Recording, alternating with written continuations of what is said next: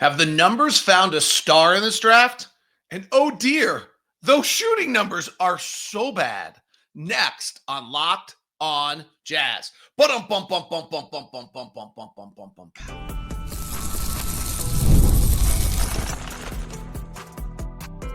You are Locked On Jazz, your daily podcast on the Utah Jazz. Part of the Locked On Podcast Network. Your team every day. How are you? I'm David Locke, radio voice of the Utah Jazz, Jazz NBA insider. This is Locked On Jazz, your daily podcast on the Utah Jazz, giving you insight, expertise, geeky numbers, and hopefully making it way better to be a Jazz fan each and every day.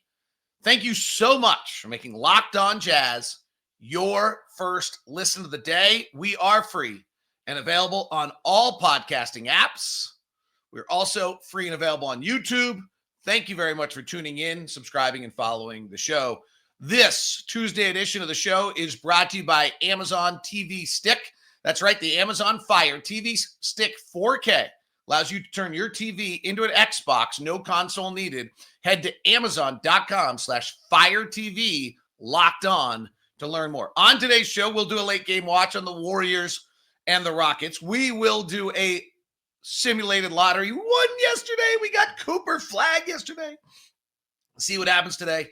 Look back at those Rudy Gobert, Donovan Mitchell trades as Donovan moves to the second round for the Cavaliers, and they have the best record in the Eastern Conference.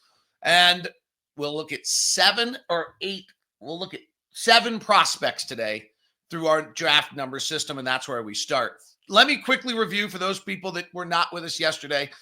This week, all week long, is kind of our numbers look at the NBA draft. And here's the concept. I have not watched any of these players. I literally have to look up their height. I know nothing about them. The first time I've probably seen their names as well, and I enter them into the spreadsheet. So this is an unbiased numerical look at the players. We've done this since 2009. I'm going to try to get the time to go back and do it for 2019. And we now have a spreadsheet of about 180 first round draft picks over the last 5 years of the draft. And in that, we look at various statistical performances that have been built, we being me and the mouse in my pocket, that we have built to mimic certain characteristics. So we look at athleticism by looking at your transition percentile and your isolation percentile, how you did in transition and isolation. To me, that's athleticism. Then we look at your playmaking, which is your pick and roll ball handling. Then we look at your shooting, which is either catch and shoot or spot ups. And then we look at your creating, which is your dribble off the bounce. This tells us a little bit. One, it does 2 things. It really gives you a numerical look at who a player is, okay? The second thing is we now have some trends that we can look at and see what it means. And one of our biggest things is if you do not break a certain threshold in shooting, the numbers would tell you you're probably not going to become a good shooter.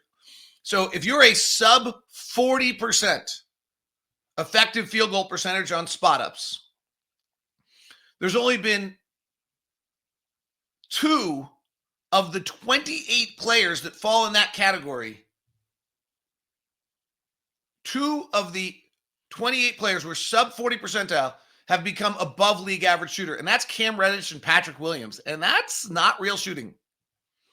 Only 3 of the 28, 16 of the 28 are 33% or below. So we have a very strong take here that if you do not break a certain threshold, as much as the coaching in the NBA might be great, you actually can't shoot. Can't shoot coming in, can't shoot coming out. Those players that are above 90 percentile, 15 of them of the 27 shoot above league average. We looked at transition yesterday. Above 85th percentile in transition, elite athleticism. 79% of those players end up playing 20 minutes a game. Pretty important little number that just pure athleticism will carry you. Of the 17 that were sub 30%, 10 of the 17 become 59%. So not terrible. And remember, these are first-round draft picks. These are young first-round draft picks. And so teams want them to play, so most of them have played. A good example of that is Keontae is in that group. Look at isolation percentage. This is new. We didn't have this yesterday. Isolation percentage. Of the top 90th percentile in isolation, 59% of them became regular rotation players. But of the 85%, same 58%. Cody Williams is in that group, by the way. But what's interesting is if you go to the bottom 25 percentile in isolation, there's 17 players. 7 of them were top 10 picks. All of them are really questionable at this point. Now, 11 of those 17 are rotation players, but largely like Jonathan Kuminga is a rotation player, kind of, sort of, right? These guys are rotation players because they got drafted this early and they're still in the rotation, but you're not quite sure. Probably, and this is high draft picks who actually had no isolation had bad isolation percentage. That one's worth us keeping an eye on this year. Pick and roll ball handling. This one's really interesting. The highest percentile of pick and roll ball handlers had at least 30 ball have not turned out well. This tells you that you can get really lured by collegiate numbers to a collegiate player who gets a lot of action, moves up the draft board because he averages points and assists, and he has great numbers, but his game doesn't actually translate to the NBA. In fact, of the 14 players in pick and roll ball handling that are above the 90th percentile, so the 14 best, only 5 of them have become rotation players. Now, if you drop it down a little bit to 85th percentile, 14 of 28 do. So it's actually a little bit better to not be that high, interestingly. And if you're below 40 percentile, so not very good, it's actually about the same rate. So I think this one should tell you that, be the red flag, ironically enough, because Cooper Flagg's up there, is the pick and roll ball handler who has incredible numbers on a collegiate game, and then it's gets to the NBA and might just not be that good a player. And the off-the-bounce dribble numbers, 12 of the 24 players that are above the 80th percentile become regular rotation players. Those below the 45th percentile, only 33% of them become 35% or better three-point shooters. So the off-the-bounce dribble, high volume off-the-bounce shooter, not very good at it, probably not going to become a high-level shooter. Okay, that's where we are. I'll add a few more in it as the week goes on. As I said yesterday, I feel like these are slices of the pie, and if I give you the whole pie, you're going to feel really sick, and it's a little much. So let's start looking at yesterday we looked at Cooper Flagg, Dylan Harper, Ace Bailey, VJ Edgecombe, and Jeremiah Fears. You can go back to yesterday's show to hear. We start with Tre Johnson, who's a 19-year-old out of Texas. He played at Texas. Again, as I said, I know very, very little about these guys. Tre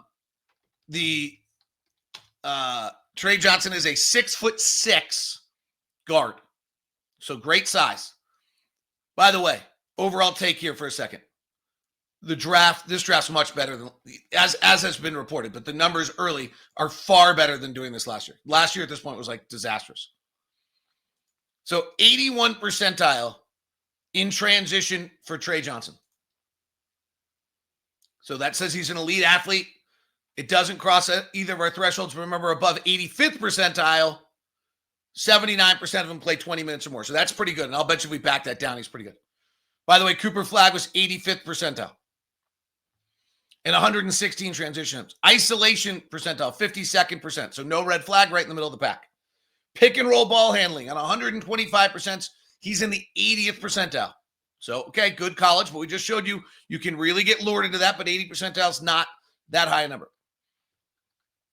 Spot up percentile, 57th percentile. Fine. No red flags. Right in the middle, 104 attempts. Overall catch and shoot percentile, 84th percentile. Now we're talking a little bit. So if we go back through the history, and I haven't done catch and shoot yet, but it's pretty good. If we go back through the history of guys that have a catch and shoot percentile over 84%, we got some players. So that for Tre Johnson, now you suddenly have a guy who can play pick and roll, who's 6'6", and whose catch and shoot overall percentile is good. We might have something here. the Jazz have a bad luck day and end up in the 5th pick of this draft, Tre Johnson to me is a very viable possibility. If we look at guys that are over, there's a lot of guys that have come into this draft over the 85th percentile in that area. But if we go look at them for a second here, and I have not pre-prepped this the way I should have, and we go look at their shooters, these are generally pretty good shooting, some of the best shooters. In fact, if you look at guys that are above 80 percentile, which is elite, 1, 2, 3, 4, 5, 6, 7, 8, 9, 10, 11. So very good kind of 12 entry point of shooting on Tre Johnson out of Texas. At the 84th percentile. Just a little bit below it, but good sign.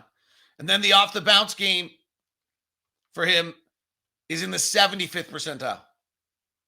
Again, that usually is an indicator. These are all indicators for Tre Johnson, 194 off the bounce attempts. So you got a guy in the 75th percentile in off the bounce, 84th percentile in catch and shoot, who was active in pick and roll percentiles, 80th percentile.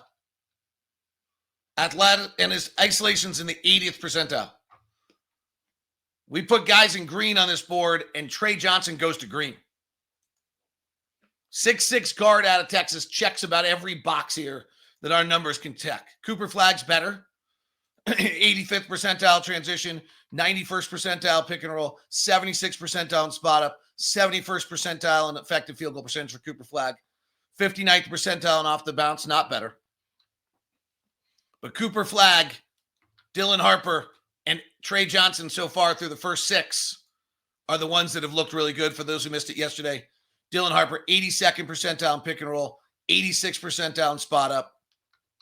Dylan Harper likely the second pick, not as good in off the bounce. So that's exciting. Tre Johnson may be the hidden gem here. We'll look at Kasparas, Maluch, Knipple, Queen, Murray Boyles, and some ugly numbers for BYU's favorite in this draft. Coming up on today's edition of Locked On Jazz.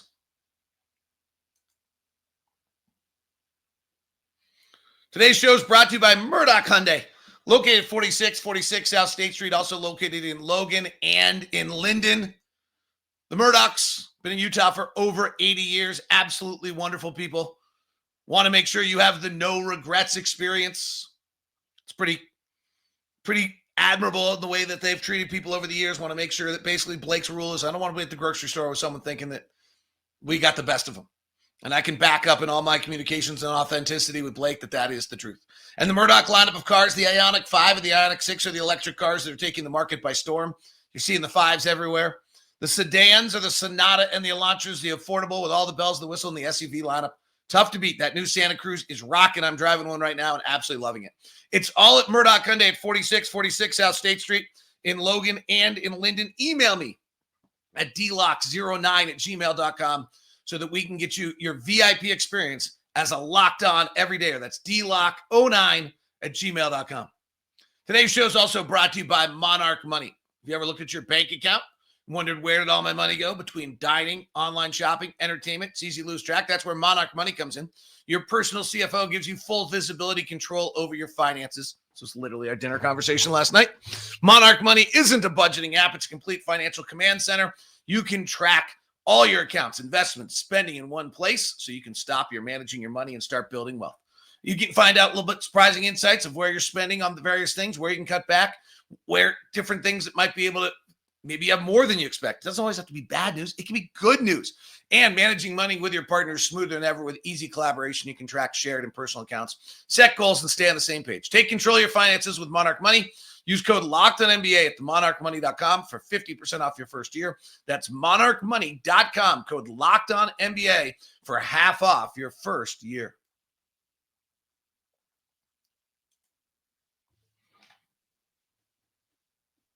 Thanks so much for making Locked On Jazz your first listen. We are free and available on all podcasting apps. Greatly appreciate it. Thank you very much. We'll do our simulated lottery coming up in just a second. All right, let's continue. Pretty exciting. Last year, I don't think there was a player. Jared McCain was the only player kind of in this draft last year in the draft board last year that we found that we were like early on that we were excited about. If you go back to last year, Reed Shepard, numbers were static over, but Ron Holland was a scary shooter. Tejan Solana, scary shooter. Cody Williams had good transition numbers that we had us excited. Bazulius was going to maybe turn out to be good, scary numbers. But we didn't find, in our top 26 draft picks last year, we had 4 or 5 players that the numbers liked. That's it. But they also had some really big red flags, like Rob Dillingham, who we kind of liked his shooting, was 25th percentile in transition, showing he just didn't have the athleticism or the size. Devin Carter, we kind of liked last year, largely really good pick and roll ball handler, good spot up, good catch and shoot. Very similar to Tre Johnson, actually. Devin Carter looked, but he was also a little older. And you'll hear a red flag on some of the players we're about to discuss in a second. Let's talk about the Illinois Kasparas Jackucionis. I don't know. 18 years old. 61st percentile transition, so just fine. 82nd percentile in isolation. It's interesting. Tells you he knows what he's doing. Our threshold was above 90%. I can go look and see it. Guys over 80. Pick and roll handling, he's in the 45th percentile on 203 attempts. So he's not elite. 203 attempts is elite. I mean, the amount of guys that we've ever had in this draft that have had 203 pick and roll attempts is few and far between. Jalen Williams out of Santa Clara had 200.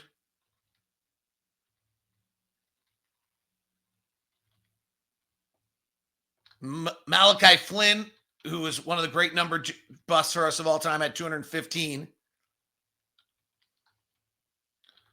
John Morant had 254. Was in the 56th percentile, if you're wondering.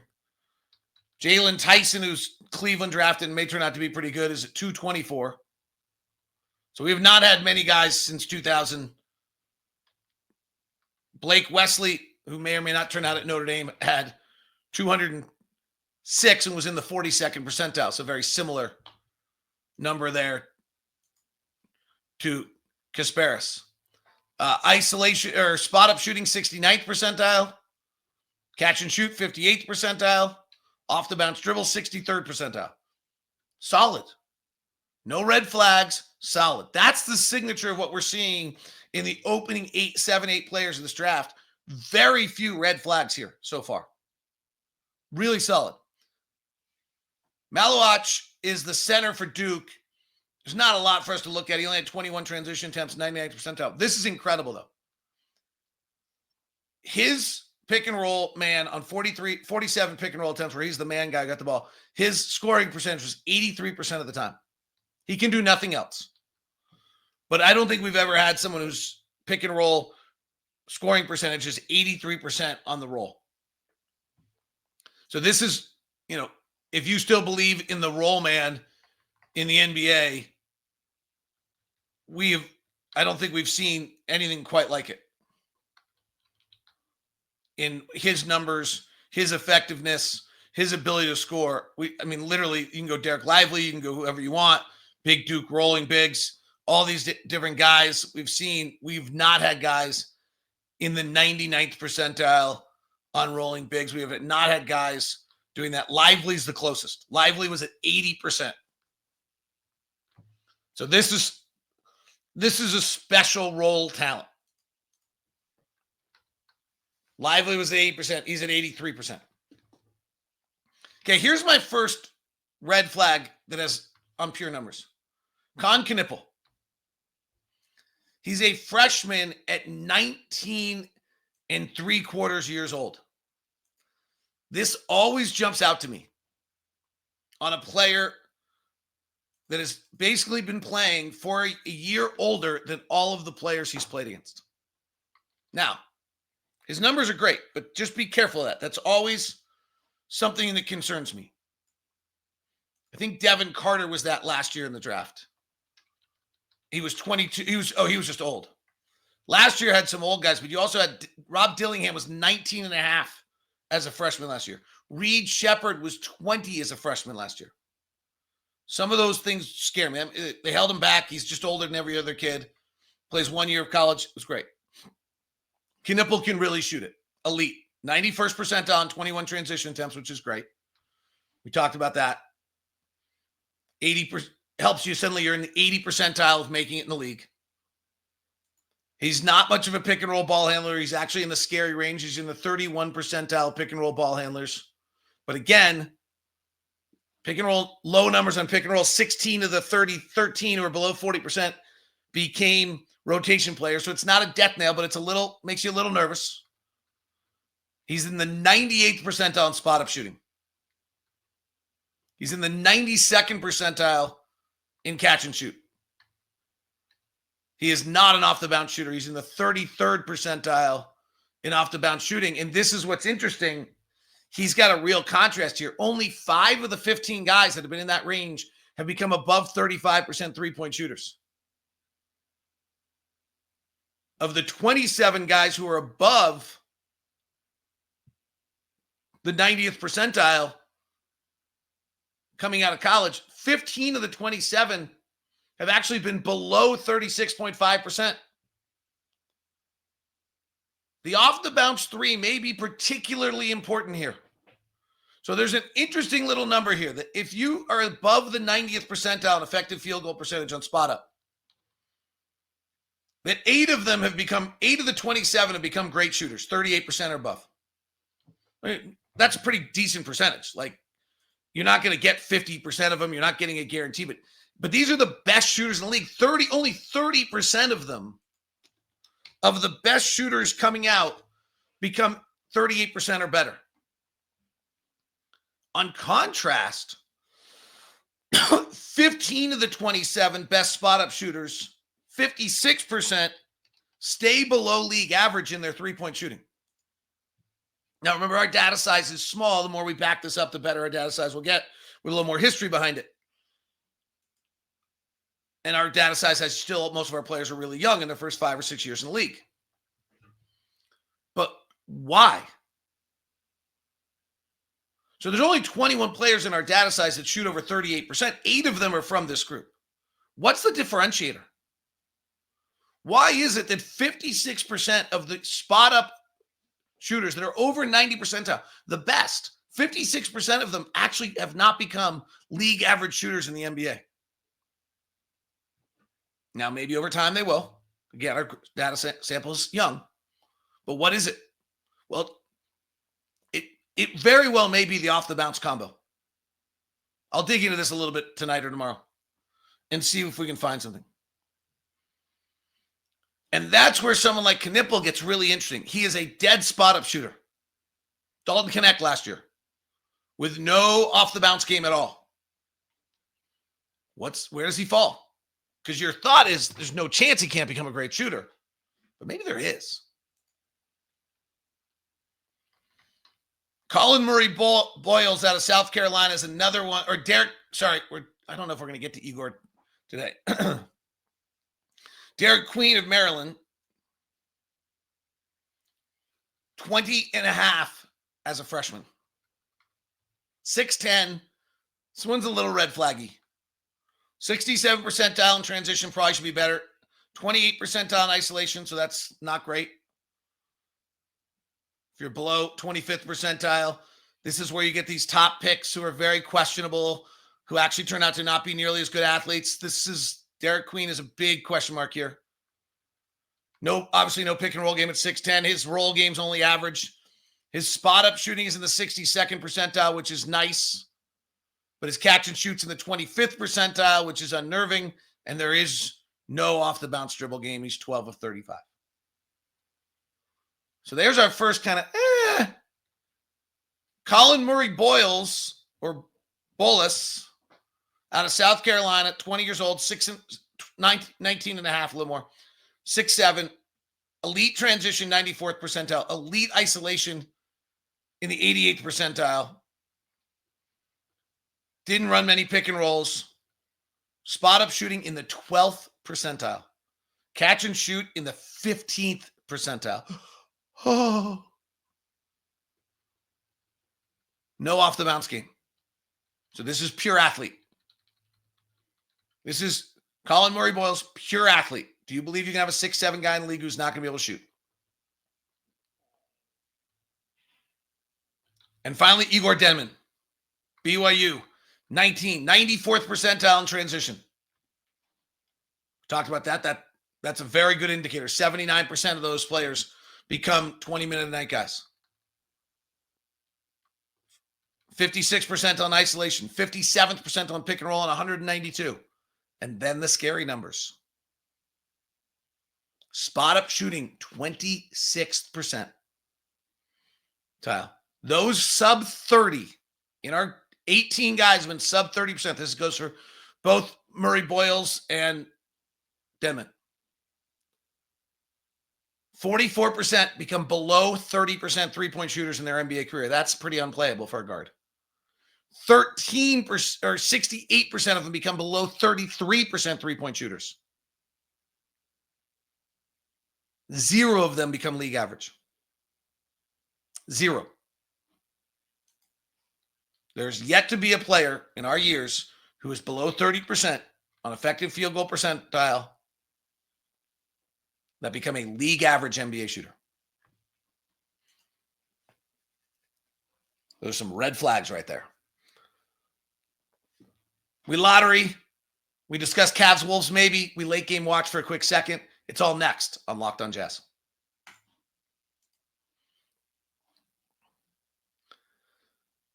This has been a great discovery for me.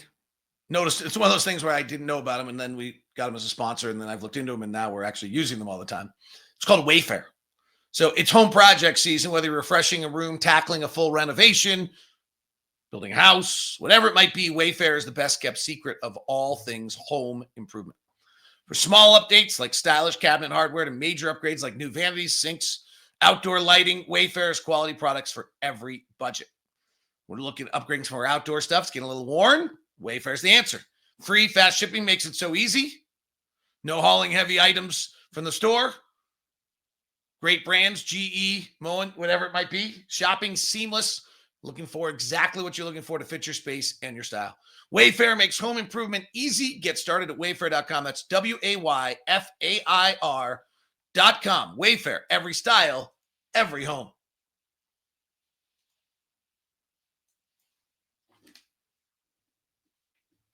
Thanks so much for making Locked On Jazz your first listen of the day. Let's do it. Dun, dun, dun, dun, dun, dun, dun, dun, dun, dun, dun, dun. Time for us to do the draft lottery. We won yesterday. All right. We'll simulate this here in a second. The first pick, San Antonio, Atlanta, Chicago should be how it starts. Here we go. 14th pick, San Antonio, exactly as expected. 13th pick, Atlanta, exactly as expected. Chicago, 12th. That's right. Dallas should be 11. No, Dallas has jumped into the top 4. So has Portland, by the way. 2 teams have already jumped. Houston has as well the 9th pick. It's a wild lottery. San Antonio 10, Raptors 9, Thunder 8. 3 teams have already jumped. New Orleans 7, Wizards 6, Jazz 5. Jazz 5. A day after the rush. Portland 4, Brooklyn 3, Dallas 2. And the Hornets win the lottery. And Cooper Flagg stays in North Carolina. And the Jazz, on the 48% chance that it could happen in real life, the Jazz go to 5th. Washington goes to 6th. New Orleans goes to 7th. And all the losing for all those teams becomes for naught. 5th pick of the draft. So Harper, Bailey, Flagg would all be gone. I think at that point, you're deciding between Tre Johnson at 6'6", who we just talked about today, or Jeremiah Fears, if he gets there from Oklahoma. And Tre Johnson with the edge and transition percentile. Not as good at, or edge and isolation score. Nope, not as good in isolation scoring. A better pick and roll player, but not on as many. Jeremiah Fears ran 218, but that can sometimes be the red flag. Spot up, they're about the same. Catch and shoot, Tre Johnson's better on many more attempts. Off the bounce shooting, Tre Johnson much better.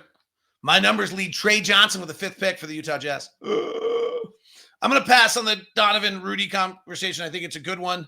What a game last night. By the way, I guess everyone likes this physical play. I think this is ridiculous.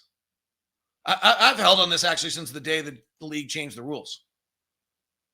Halfway through last year. I just didn't think it was so bad when everybody could move freely and score and show their talents. The Warriors couldn't even get Steph Curry the ball at the end of the game last night because he's just being held on every play. So, we can all have what we want the 80s style. I think this sucks. The best series that's going on right now in the entire playoffs is the Lakers and the Timberwolves because both the teams think they're good enough to win. And so the Lakers and the Timberwolves are playing each other straight up without all the shenanigans because they think they're good enough to win. Houston knows they can't beat the Warriors, so they have to hold them and grab them and physically try to knock them out of their game. Detroit kind of knows they can't beat the Knicks, and so they're trying to physically grab them and hold them and do like it's cute, but who knows? The end of this game is interesting because it kind of goes, we've kind of said this about Houston the whole time. Houston's got this identity and they're good. And Thompson is going to be Giannis Antetokounmpo in 3 years. Holy shit. He's incredible. I mean, he's going to be really great. He's dominant. He's their best player. Their future is Thompson and Alperen Şengün. I thought last night was Alperen Şengün's coming out party. I know Houston lost this game. But to me, if I'm Houston, I leave this game last night feeling as good as I've ever been about my future. Now, Jalen Green's interesting. They benched Jalen Green. He did not close last night's game. But if I'm Houston, I've got two guys. I've got Thompson and Alperen Şengün, and those are my two guys. And I'm building the whole thing around them. And I've got to figure out how I'm playing defense with Şengün. But the moves and the craftiness and the ability to score and the plays late on a level that we haven't seen, and them just getting him ISO in the middle of the floor, not trying their Van Vliet pick and roll all the time. Van Vliet made some big plays. But Alperen Şengün was really good last night. And then thank God for Jimmy Butler. Because the Warriors turned it over to Jimmy Butler late in the final two biggest plays of the game. Jimmy Butler took 7 shots in the fourth quarter. Steph Curry didn't. Steph Curry ended up taking, I think, 4 shots in the entire fourth quarter. Jimmy Butler went 4 of 7. Steph Curry went 1 of 4. That was Jimmy Butler's show last night. They could not get Steph Curry the ball because of Thompson. And the fact that it's just a grab fest. That is Locked On Jazz today. Thanks very much for tuning in.